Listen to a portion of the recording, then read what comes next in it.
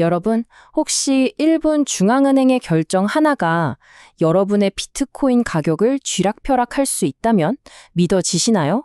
에이, 설마 하시겠죠. 전혀 상관없어 보이는 이 둘 사이에 사실은 아주 놀라운 연결고리가 숨어 있습니다. 오늘 바로 그 비밀을 파헤쳐 볼 겁니다. 아니, 상식적으로 말이 안 되잖아요. 한쪽은 뭐예요? 세계에서 가장 안정적이라는 일본의 중앙은행 정책이고, 다른 한쪽은 뭐 하루에도 막 몇십 프로씩 오르내리는 비트코인이란 말이죠. 이게 어떻게 연결이 될 수 있을까요? 진짜 미스테리하죠. 오늘 우리가 바로 이 수수께끼를 풀어볼 겁니다. 자, 그럼 이 금융 미스터리를 풀기 위해서 첫 번째 단서부터 한번 찾아볼까요? 첫 번째, 용이자를 한번 만나보시죠. 네, 첫 번째 주인공은 다들 잘 아시는 비트코인입니다. 이건 그냥 롤러코스터죠. 하루아침에 막 하늘로 솟구쳤다가 또 다음날 바닥으로 곤두박질 치고 바로 이 엄청난 변동성, 이 짜릿함 있잖아요. 하이리스크 하이리턴. 이게 바로 전 세계의 투기 자본을 자석처럼 쫙 끌어당기는 매력인 거죠. 자, 그럼 이제 이 이야기의 두 번째 주인공을 만나볼 시간입니다. 아마 비트코인만큼 유명하진 않을 거예요. 하지만 글로벌 금융시장을 움직이는 그야말로 막강한 숨은 실력자라고 할 수 있죠. 바로 엔캐리 트레이드입니다. 용어가 좀 어려워 보이죠? 근데 원리는 진짜 간단해요. 그냥 금리 쇼핑이라고 생각하시면 딱 맞습니다. 이자가 아주 싼 곳에서 돈을 빌려서 이자를 많이 주는 곳에 투자하는 거예요. 그리고 그 금리 차이, 그걸 먹는 거죠. 간단하죠?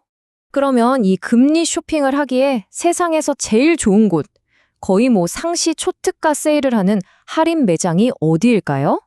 바로 일본입니다.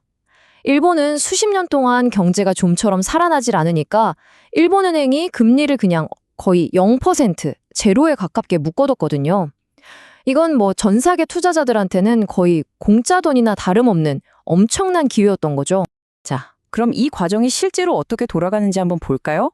딱 3단계로 정리할 수 있어요. 첫째, 거의 이자 부담이 없는 일본 엔화를 그냥 빌립니다. 둘째, 이 엔화를 바로 달러 같은 다른 나라 돈으로 바꾸고요. 그리고 마지막, 제일 중요한 세 번째 단계, 그 돈으로 수익률이 훨씬 높은 다른 나라 자산에 투자하는 겁니다. 어때요? 정말 간단하고 논리적이지 않나요? 이 비율을 보니까 개념이 확 와닿지 않으세요? 정말 말 그대로예요.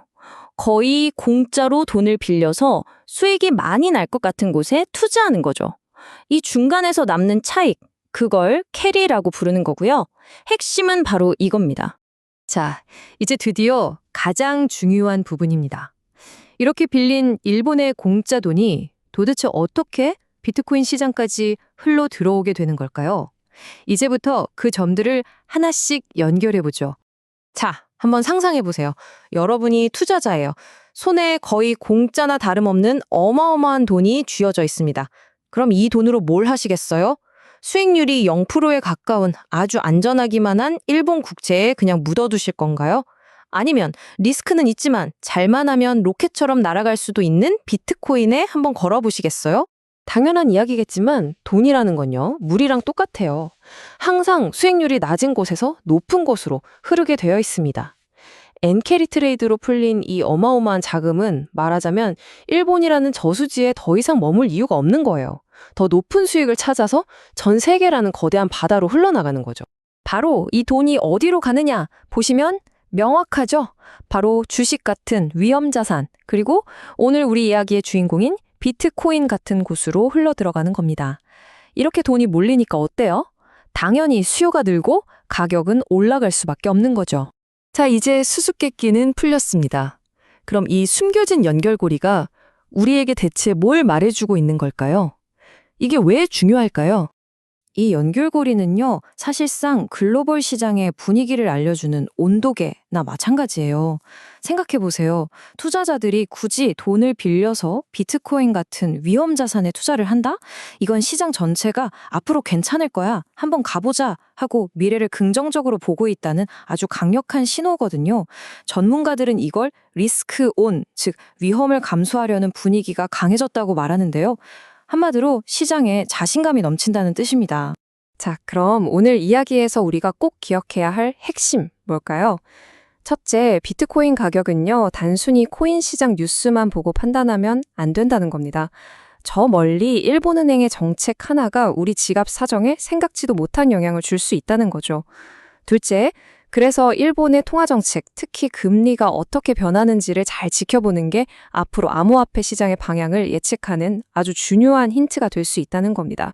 정말 의외의 연결고리죠? 자, 이제 마지막으로 여러분께 질문 하나를 던지면서 마무리할까 합니다. 만약에 말이죠, 일본이 드디어 이 기나긴 제로금리 시대를 끝내고 금리를 올리기 시작하면 어떻게 될까요?